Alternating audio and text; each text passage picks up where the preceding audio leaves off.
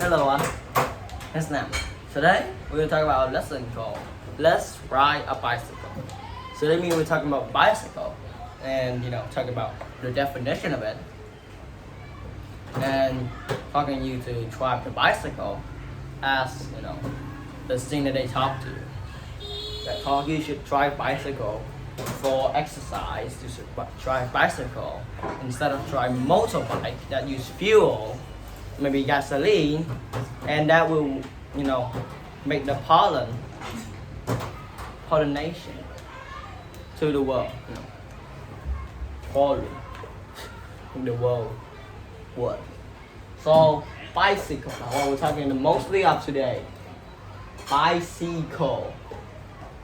That's very simple. Bicycle. Bike with cycle. You cycle the paddles and just keep riding the bicycle. Because bike is mean to. So 2 wheels cycle. Let's see. Okay. Before we talk about it, we're gonna talk about the early bicycle.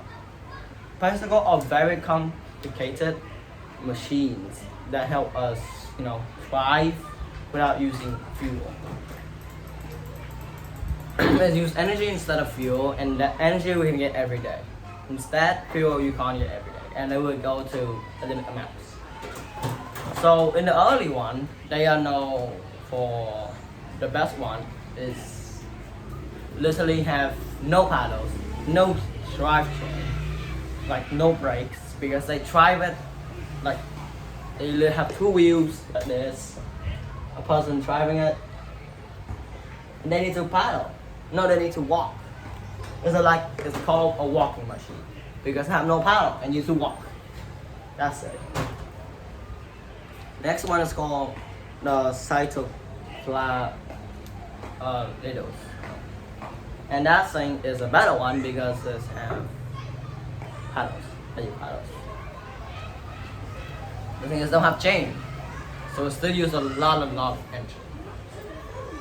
But then there's a highway bike, but if we call the name that's very hard to read, that will make you very hard to understand. So the other one, the vehicle paddle, we will call it the boom breaker. Was it? Yeah, it's a boom shaker.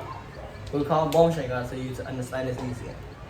So there's a high wheel bike. There's a high wheel bike. Yeah, the high wheel bike is better than the boom shaker. Why?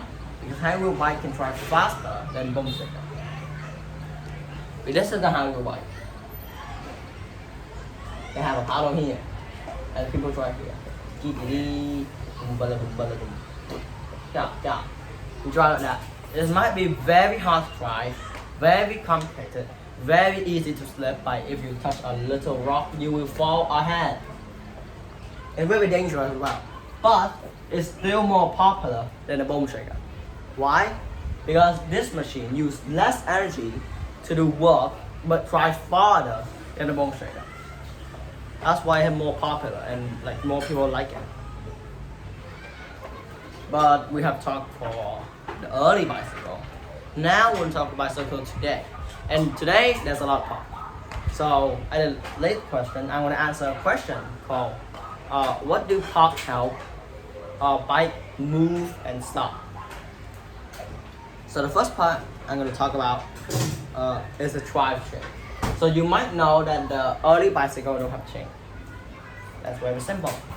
But now there's a drive chain. That's the first part of the bicycle that we'll talk about. Drive chain helps it move a lot. So the way the drive chain works is like a pulley system. Maybe I should put it over here so you can look at me. It's like a pulley system. It's pull, the chain pull this gear and the gear pull this gear. And the way it works is the energy that you use to the paddle. To the paddle, will go to axle, and then it will go to the rear wheel. That's how it works. The rear wheel. So that's how the energy comes in here. And this, the paddle, like where you paddle, It's like where you paddle, So when you push this is going to make energy to the axle. And the axle going to spin to the gear. The gear going to spin. And then the gear spin, and then the wheel spin.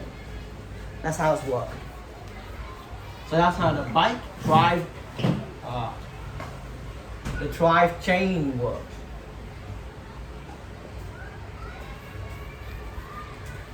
So next part I'm going to talk about is, what's it called? Oh, a spoker. So spoker help you drive. There is some bike that have a lot of spoker, and some bike have not that much spoker, like the MBX. They only have one spoker that it help drive.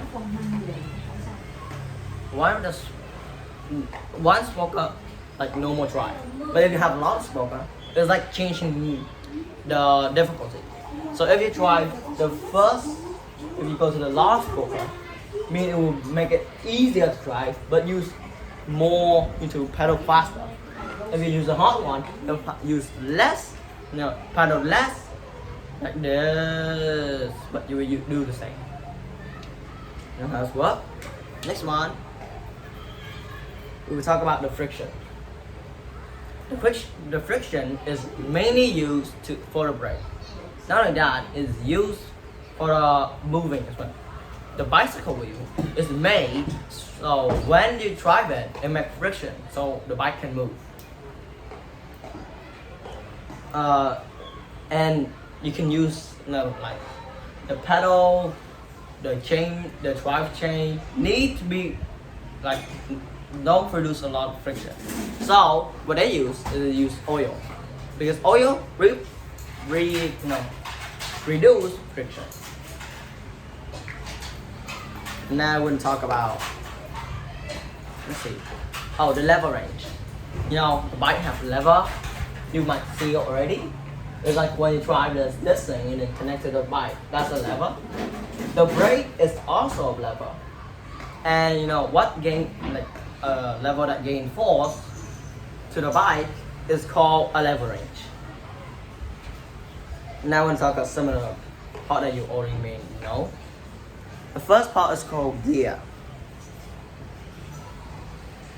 The gear is what you do to make the bike move, mostly.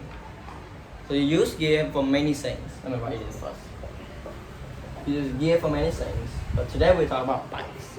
So bike gear, I would move by pushing. There's a lot of bikes have 21 gear. There's some bikes, not a lot. And there's other bikes have different. The way they get 21 gear is they have 3 front gear, and then they have 7 back gears. Like 7 more to change difficulty. So they have 21